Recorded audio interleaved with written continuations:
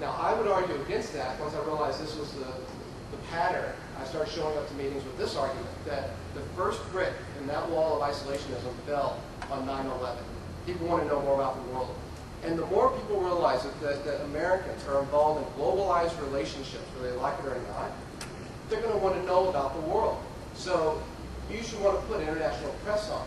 Now, that might sound right, but to these guys, it's a bottom line decision.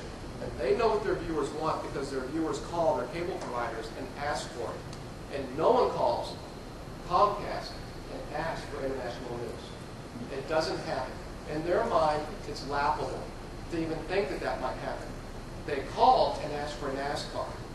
24 hours of NASCAR. And there's nothing wrong with NASCAR. But what I was surprised was I got that answer in New York City. And I got that answer in Denver. And I got that answer in Atlanta. It's not just a regional thing. So there's going to be more NASCAR on TV, but there's not going to be more international news.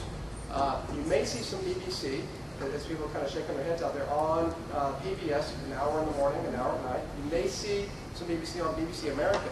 But around the rest of the world, if you've ever traveled to the rest of the world, BBC is a massive news organization. BBC World is the most venerable news organization in the world, and everyone gets BBC World as a 24/7 news station, except America, of course. You don't get it, because you don't care about international news. Now, I don't think it's true of this audience, and I don't think it's true of me either. But the bottom line is, that's what distributors believe. Just one right here.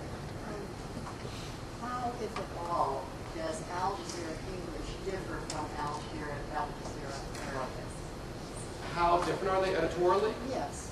They're very different editorially because they're completely independent of one another. Al Jazeera is actually a network of channels, and it's sponsored by the government of Qatar as a public broadcasting venture. The charter set up to sponsor Al Jazeera is pretty much identical to the charter set up to sponsor the BBC by the government of Britain. It's the exact same relationship. There's an independence editorially from the government, but financially that's where the funds come from. There are 6 Al Jazeera channels. There's a sports channel, a documentary channel, a C-SPAN-like channel, children's channel, Al Jazeera Arabic, and Al Jazeera English. Unfortunately, the 2 news ones, Arabic and English, and this is off the record, but it's been my observation that they're far more competitive with one another than cooperative. We don't share stories. They do compete for funds. They do compete politically at the top. So they're very separate organizations. They make editorial decisions that Al Jazeera English wouldn't make, and vice versa.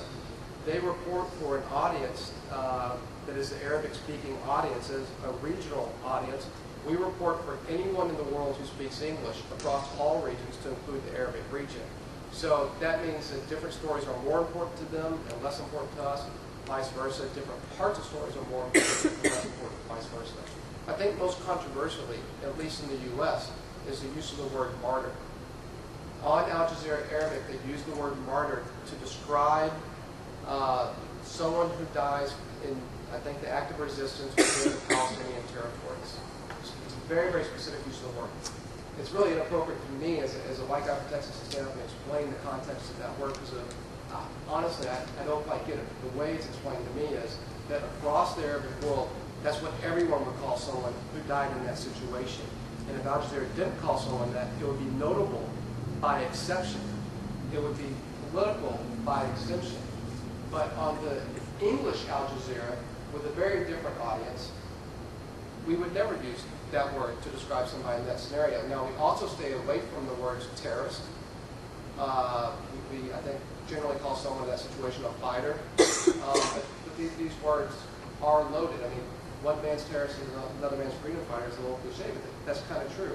When you're reporting to the world, who is it? It's your place as a journalist to decide who's a terrorist and who isn't. So you describe someone's actions as a fighter or a resistance fighter or whatever. You try to be as specific as possible without using loaded terms. You over here.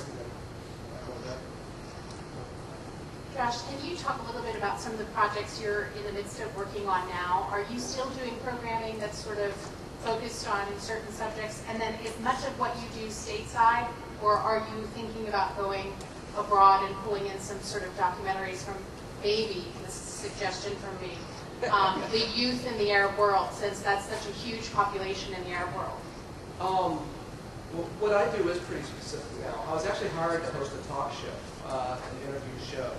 That the show was canceled, but they liked me and they kept me. So it took a while to figure out where I fit in at the network editorially.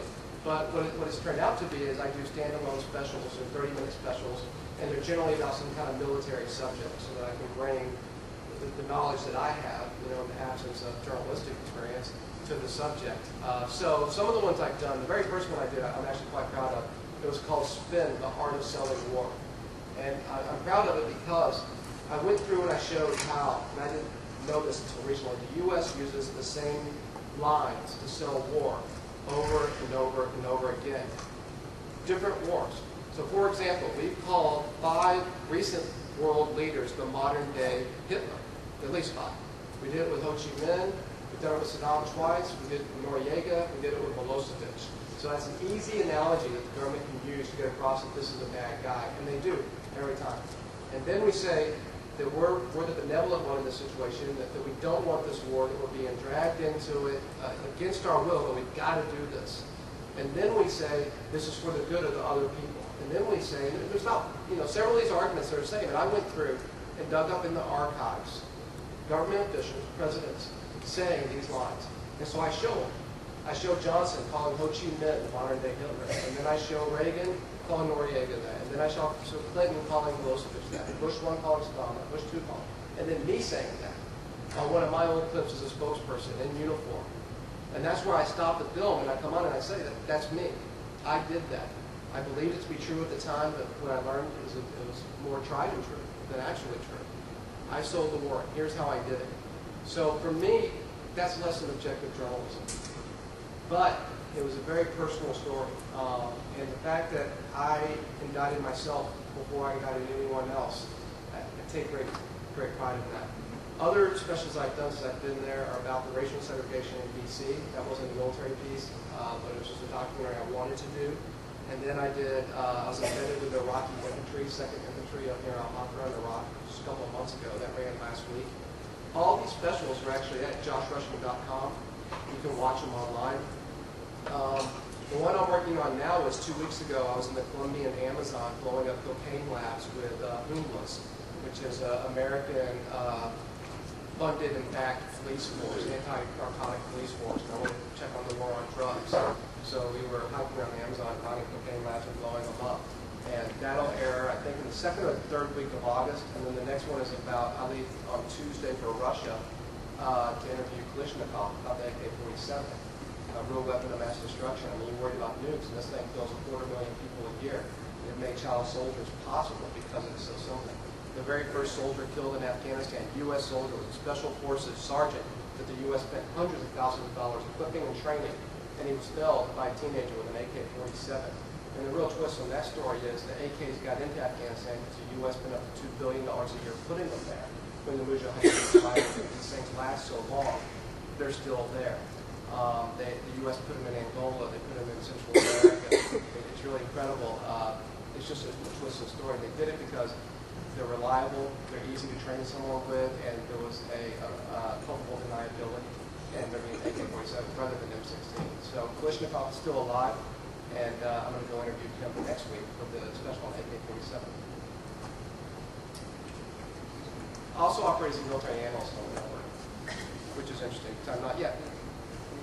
Because a lot of military analysts in American press are retired generals and they're on the payroll of the Pentagon. But I'm not retired. I quit. And so I give a very different perspective, I think, than most retired generals do when they're analyzing the news. Josh, I think about a week and a half, or maybe 2 weeks ago, as I was driving, I heard Terry Gross in NPR interview another American, I'm not sure if he was an officer, but at least an American, who were assigned to Pashto or torture, but he didn't come as torture, but some of the detainees in Abu Ghraib, and I think he decided not to do that, and I think gave up his commission or his resigning from the thing.